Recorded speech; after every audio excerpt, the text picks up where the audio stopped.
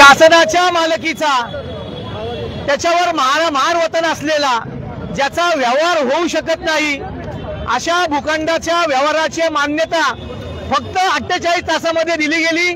त्याच्यामध्ये उद्योग मंत्री सुद्धा शामिल आहेत। उपमुख्यमंत्री तथा पुणे जिल्ह्याचे पालकमंत्री अजित पवार यांचे थोरले सुपुत्र पार्थ पवार आणि पार्थ पवारच्या मामांचा मुलगा दिग्विजय पाटील अशा या राजघराण्यातल्या सरकार घराण्यातल्या सरकारचा वरद असलेल्या मुलांच्या घरामध्ये त्यांची आमेडे नावाच्या कंपनीनं शीतल तेजवानीकडनं जिच्याकडे ही पॉवर ऑफ अटर्नी आली, ही पॉवर ऑफ अटर्नी शीतल तेजवानीकडे कशी आली तर गायकवाड नावाच्या शेतकऱ्यांकडची ही जमीन 40 एकराची ज्याच्यावर कुळ आहे पासलकर नावाच्या व्यक्तींचं, त्यांना सुद्धा विचारात न घेता शेतकरी गायकवाड यांची फसवणूक केली गेली।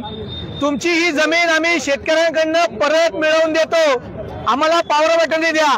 त्याची ही कागदपत्रे या ठिकाणी आमच्याकडे उपलब्ध आहेत। कुळाचं नाव या ठिकाणी अधोरेखित केलेलं आहे। हा व्यवहार खोटं बोलून 2007 पासून 5,000 दे 25,000 दे अशा प्रकारचा व्यवहार करून या लोकांना फसवलं गेलं। शासनाची मान्यता जी IT क्षेत्राच्या धोरणानुसार स्टॅम्प ड्युटी माफीची फक्त 500 रुपये स्टॅम्प ड्युटी भरून हा व्यवहार केला गेला। पॉवर ऑफ अटर्नी जरी शीतल तेजवानीकडे असली तरी मूळ मालक जे गायकवाड परिवार आहे त्यांच्या सगळ्यांच्या सह्या घेऊन हा व्यवहार खरेदी खताचा झाला। हा व्यवहार त्वरित कॅन्सल व्हावा, शासनाची फसवणूक केली गेली। आपले वडील उपमुख्यमंत्री आहेत याचा वरदहस्त सर्व तहसीलदार कलेक्टर यांच्यावर ठेवला गेला। आज त्या अनुषंगाने मुख्यमंत्र्यांनी तहसीलदाराला निलंबित केले गेले। पण आमची प्रमुख मागणी आहे की उपमुख्यमंत्री अजितदादा पवार यांनी आपल्या पदाचा राजीनामा द्यावा, आपल्या कुटुंबाला फायदा होईल असं कृत्य त्यांच्याकडनं केलं गेलं। फायदा पूर्णपणे पवार कुटुंबाला झालाय, म्हणून अजितदादांनी खऱ्या अर्थाने राजीनामा देणं गरजेचं आहे। मोदी सरकारला असे भ्रष्ट मंत्री, भ्रष्ट आमदार, भ्रष्ट लोकप्रतिनिधी का आवडतात? सिंचन घोटाळ्याचा एक मोदी आवाज देतात आणि अजितदादा त्यांच्या मांडीवर जाऊन बसतात। मांडीवर जाऊन सुद्धा लोकांच्या जमिनी लाटण्याचं काम या ठिकाणी होतंय। हे पुण्यातला तिसरा प्रकार आहे।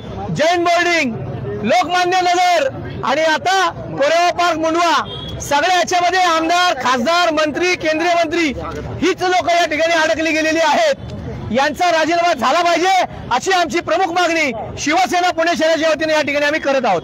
मुळामध्ये इंडेक्स 2 जो आहे त्या इंडेक्स 2 मध्ये मुळशीचा उल्लेख केलेला आहे। वास्तविक आता पुणे शहराचा आणि मुळशीचा खऱ्या अर्थानं G24 तासनं या प्रकरणाचा छडा लावला। जिल्हा पुणे या छडा लावल्यामुळे शेतकरी कुटुंबाला न्याय मिळण्याची कुठेतरी एक किलकिल निर्माण झाली।